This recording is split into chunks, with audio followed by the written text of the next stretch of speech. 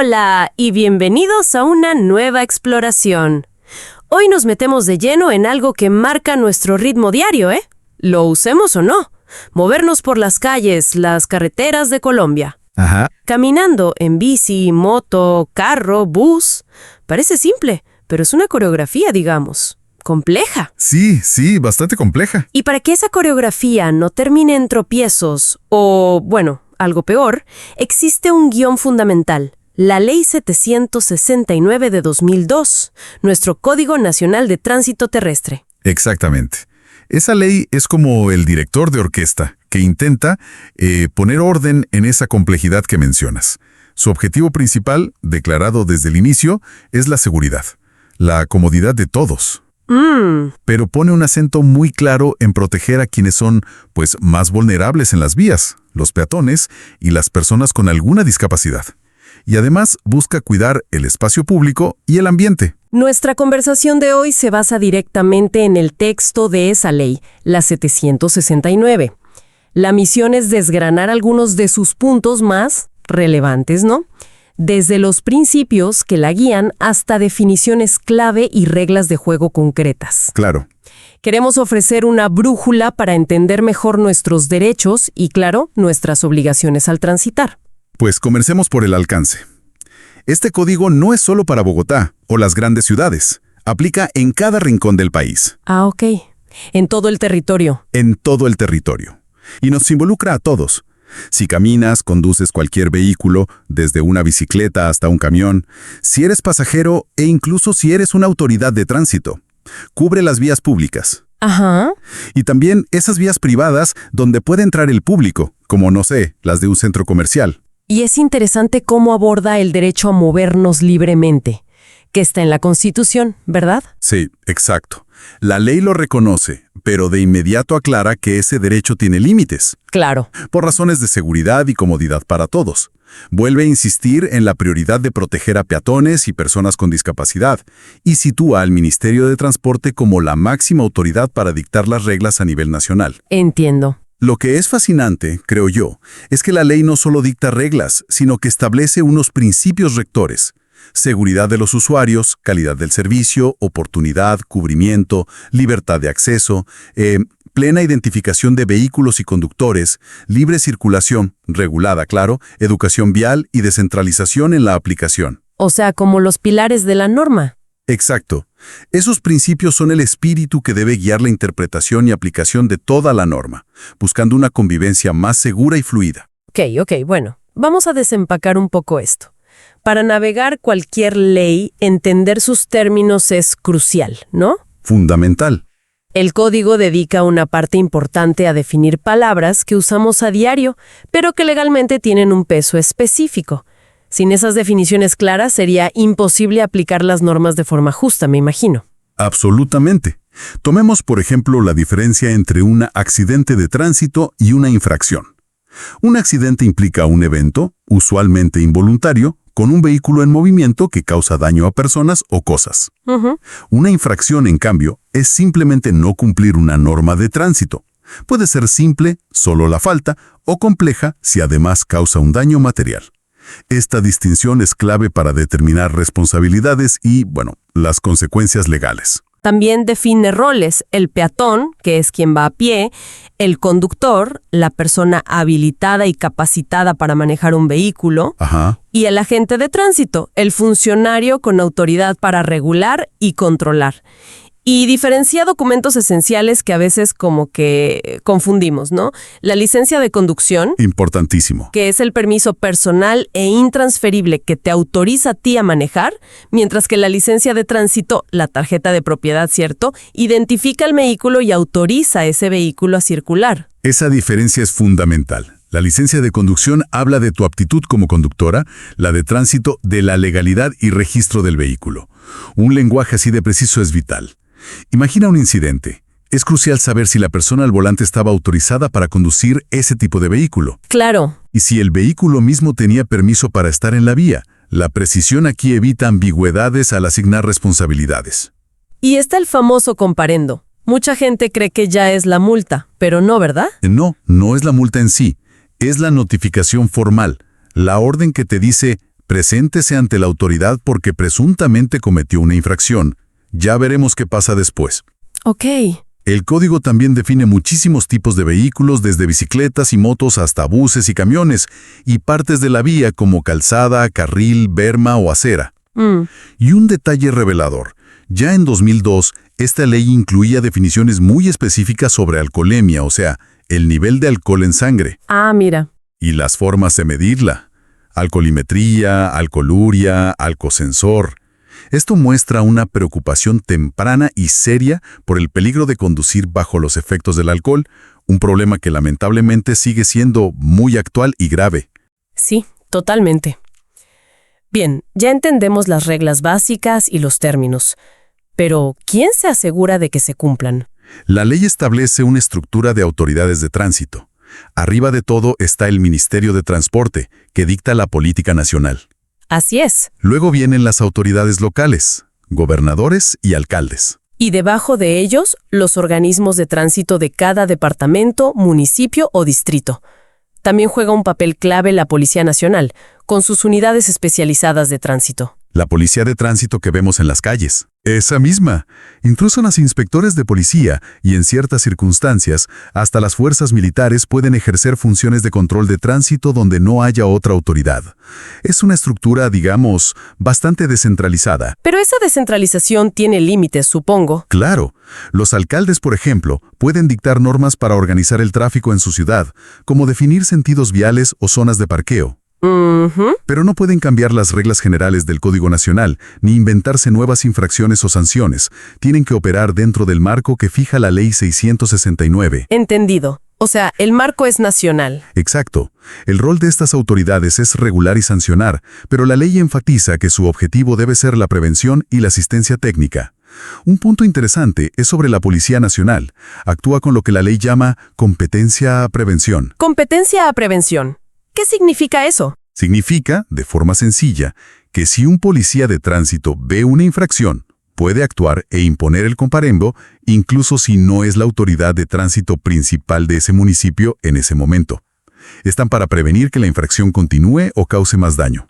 Ah, ya veo. Para manejar toda la información que genera este mundo del tránsito, vehículos, conductores, multas, accidentes, la ley creó un par de sistemas informáticos clave. Uno es el RUNT, el Registro Único Nacional de Tránsito. Suena importante. Y lo es.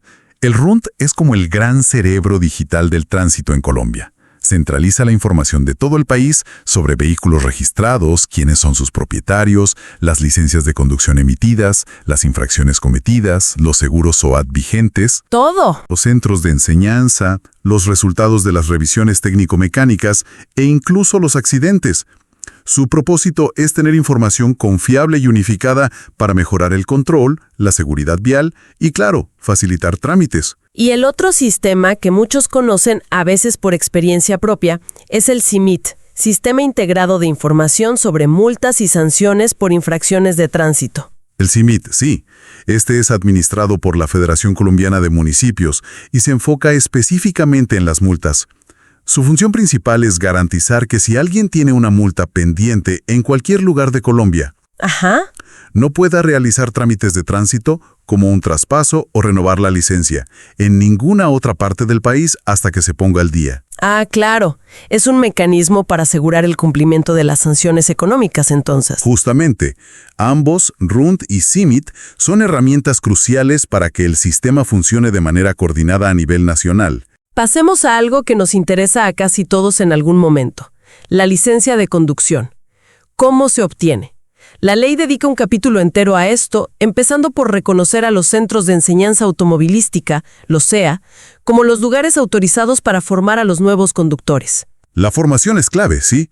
Para sacar la licencia por primera vez para un vehículo particular, necesitas tener al menos 16 años. ¿16? ¿Tan jóvenes? Sí, para particular. Saber leer y escribir, aprobar los exámenes teórico y práctico o presentar el certificado de un CEA aprobado.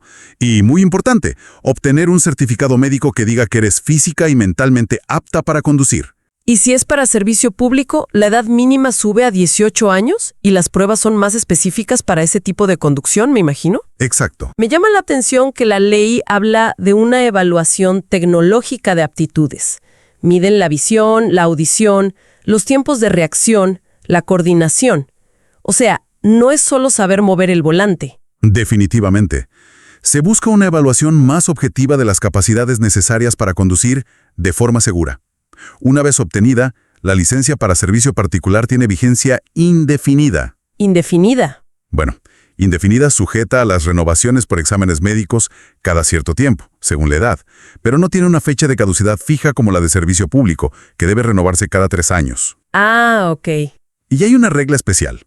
Los conductores de servicio público mayores de 65 años deben renovarla cada año, demostrando que mantienen sus capacidades intactas. ¿Y te pueden quitar la licencia? Supongo que sí. Claro, la ley contempla la suspensión temporal por cosas como una incapacidad física temporal dictaminada por un médico, por orden judicial, por conducir bajo efectos del alcohol o drogas, o por ser reincidente en ciertas faltas.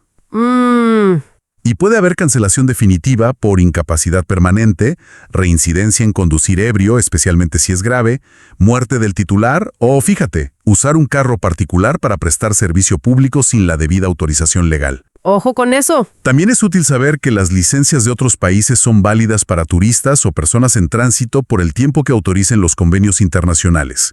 Y si ya tienes una licencia y quieres conducir otro tipo de vehículo, puedes solicitar una recategorización cumpliendo los requisitos. Ahora, movámonos del conductor al vehículo.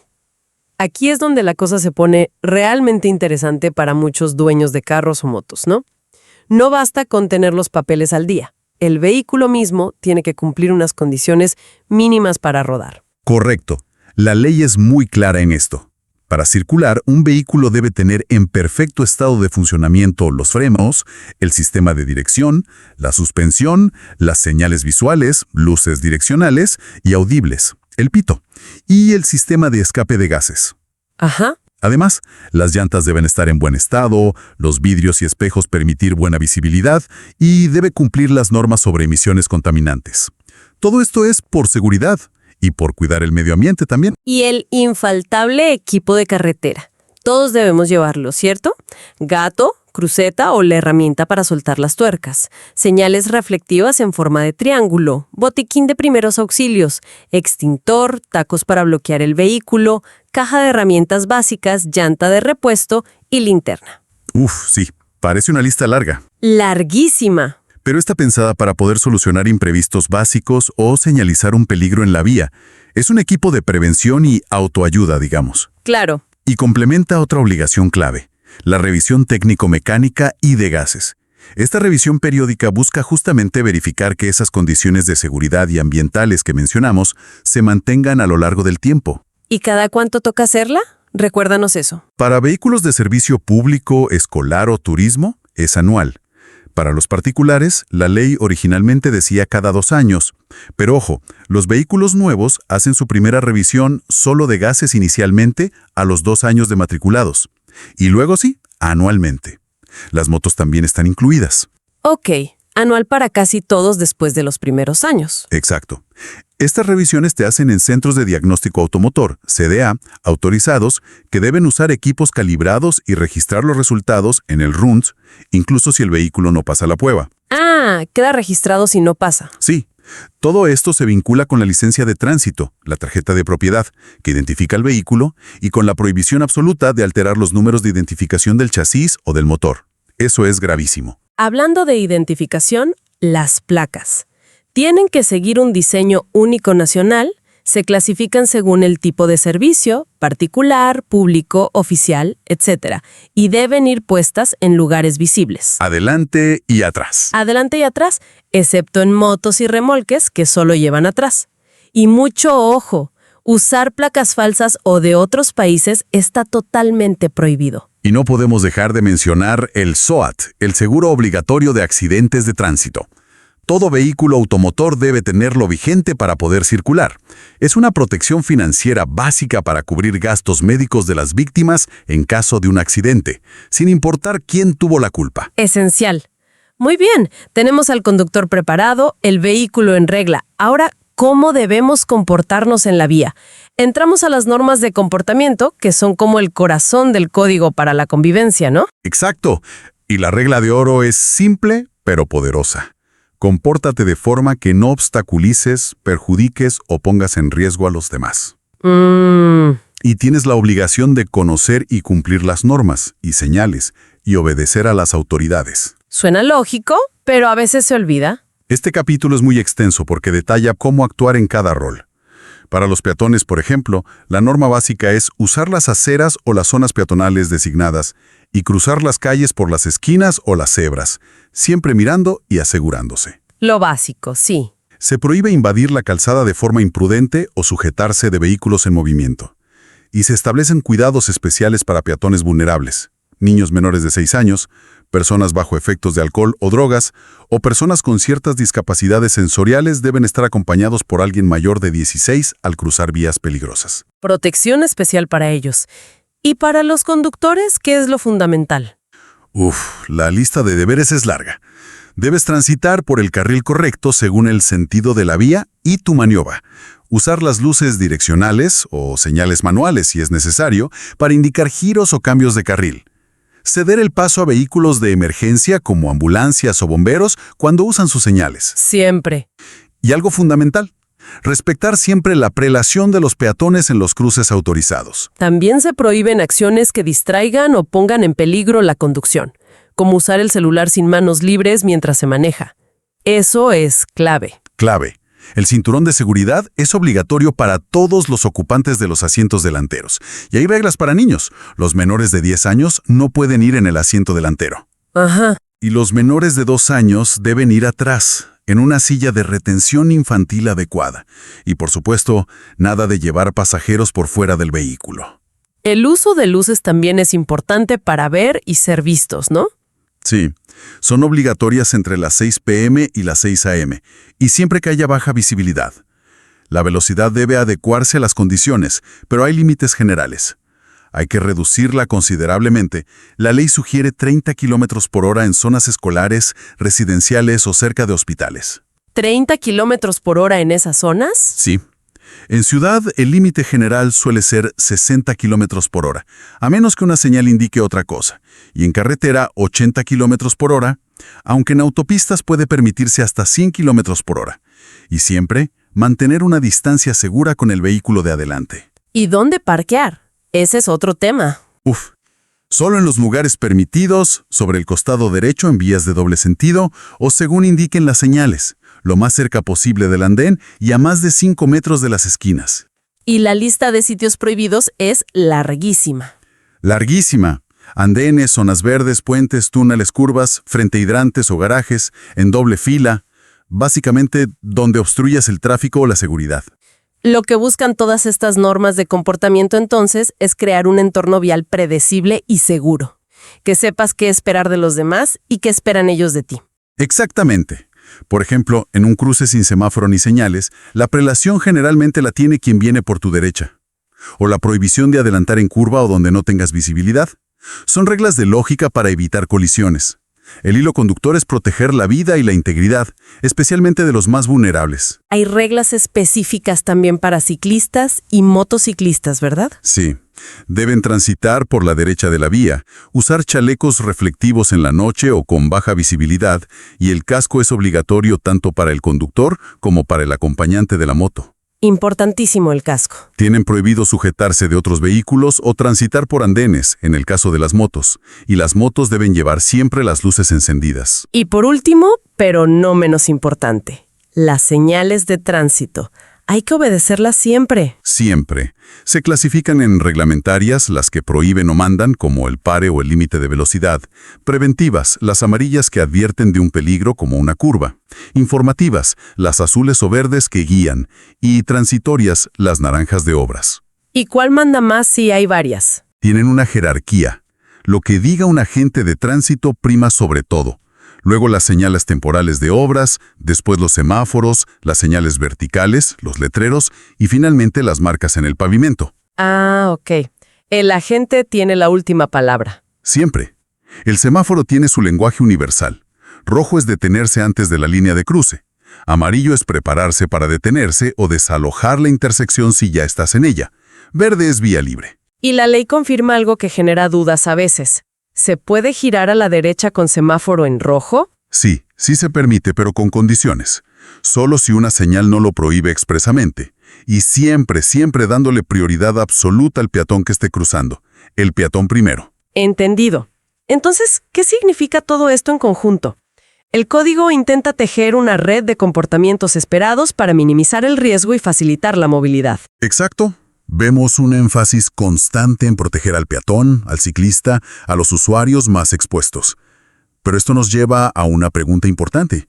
¿Cómo logramos que estas reglas se cumplan no solo por miedo a la multa, sino como parte de una verdadera cultura de respeto y cuidado mutuo en las vías? Buena pregunta. Y ya que mencionas las multas, llegamos a la parte de las sanciones y los procedimientos. Si no cumplas las normas, hay consecuencias. La ley establece varios tipos, ¿no? Sí, puede ser una amonestación, que usualmente implica asistir a un curso de seguridad vial, multas económicas, la suspensión o incluso cancelación de la licencia de conducción y hasta la inmovilización del vehículo. Las multas se calculan usando como referencia el salario mínimo diario legal vigente, SMDLV. Y no todas las infracciones pesan igual, hay una escala. Correcto, hay una escala de gravedad. Infracciones más leves, como las relacionadas con vehículos no automotores, bicis, carretillas, tienen una multa menor. Luego suben, por ejemplo. Por ejemplo, conducir sin portar la licencia si la tienes pero no la llevas encima. O usar vidrios polarizados sin permiso. Más graves son estacionar en sitio prohibido, no usar el cinturón, no tener el equipo de carretera completo, exceder la capacidad de pasajeros o carga, o usar el celular sin manos libres. Ok. Y en el nivel más alto de gravedad están las conductas realmente peligrosas. Conducir sin haber obtenido nunca una licencia, manejar sin el SOAT vigente, transitar en contravía, pasarse un semáforo en rojo o una señal de pare. Uf. Y por supuesto, conducir bajo la influencia del alcohol o sustancias psicoactivas, el famoso DUI. También realizar maniobras extremadamente peligrosas que pongan en riesgo a otros. Estas conllevan las multas más altas. Cuando un agente detecta una infracción, lo que elabora es el comparendo, esa orden de notificación que mencionamos antes. A partir de ahí, el presunto infractor tiene básicamente dos caminos, ¿cierto? Dos caminos, sí. Puede aceptar la comisión de la falta. En este caso, puede pagar la multa con descuentos importantes si lo hace dentro de ciertos plazos. Uno por pago rápido y otro adicional si asiste a un curso de seguridad vial. ¿Y la otra opción? La otra opción es no aceptar la falta y solicitar una audiencia pública ante la autoridad de tránsito competente. Allí se presentan pruebas, argumentos y la autoridad decide si hubo o no infracción. ¿Y si te declaran culpable en la audiencia? Entonces debes pagar el 100% de la multa, sin descuentos, además de las otras sanciones que puedan aplicar según la falta. La lógica es clara. Se sanciona más duro lo que más riesgo genera. El caso del DUI, conducir ebrio o drogado, es el mejor ejemplo, ¿no? Sin duda. Además de la multa más alta, implica la suspensión de la licencia por periodos largos, que pueden ir desde 1 año hasta 10 años, o incluso la cancelación definitiva si hay reincidencia grave. 10 años o cancelación es muy severo. Sí, y también puede acarrear servicio comunitario.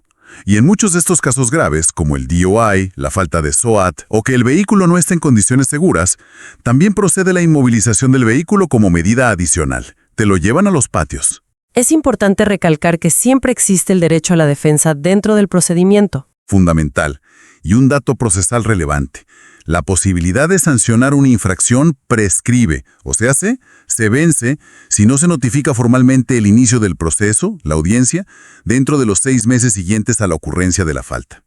Es un sistema que busca equilibrar la necesidad de control con las garantías para el ciudadano. Para ir cerrando entonces, queda claro que el Código Nacional de Tránsito es una normativa muy completa, muy detallada, va desde lo más básico, como definir qué es una acera, hasta establecer quién manda en la vía, cómo deben ser nuestros vehículos, cómo debemos actuar al volante o a pie y qué pasa si no cumplimos. Y el propósito que lo atraviesa todo es la seguridad y el orden vial. Pero lograr esa meta no depende solo de que exista la ley escrita, ¿verdad? Depende fundamentalmente de que cada persona que participe en el tránsito, todos nosotros, la conozca, la entienda y sobre todo la aplique en su día a día. Totalmente de acuerdo. Cumplir estas normas es mucho más que evitar una multa. Es una cuestión de responsabilidad con nuestra propia vida y con la de los demás. Se trata de construir, entre todos, una cultura de respeto, de paciencia y de cuidado en ese espacio compartido y a veces caótico, que son nuestras vías. Y aquí, para dejar una idea flotando. Esta ley tan minuciosa es del año 2002. Refleja la realidad vial de ese momento. Pero hoy, más de 20 años después, tenemos formas de movernos que quizás en ese entonces ni se imaginaban. ¿Cómo qué? Pues patinetas eléctricas que van a velocidades considerables, bicicletas con asistencia eléctrica, plataformas de transporte que operan con algoritmos. Y ya se habla con fuerza de vehículos autónomos. Es un punto muy válido. ¿Cómo encajan estas nuevas realidades en un marco legal pensado para carros, motos y bicicletas tradicionales? ¿Plantean estas tecnologías desafíos que la ley actual no contempla explícitamente en cada detalle? Quizás la reflexión no es tanto si la ley está obsoleta letra por letra, sino cómo podemos adaptar o interpretar su espíritu, ese objetivo central de seguridad y convivencia, a estas nuevas formas de movilidad. ¿Cómo aseguramos que las normas sigan protegiendo a todos en un escenario vial cada vez más diverso y tecnológico? Claro, mantener el espíritu de la ley vigente. Exacto. Es un desafío constante de actualización y, sobre todo, de aplicar los principios fundamentales a nuevas situaciones. Sin duda, un tema que dará para futuras conversaciones. Con esta reflexión final, concluimos nuestra exploración de hoy sobre el Código Nacional de Tránsito. Gracias por acompañarnos.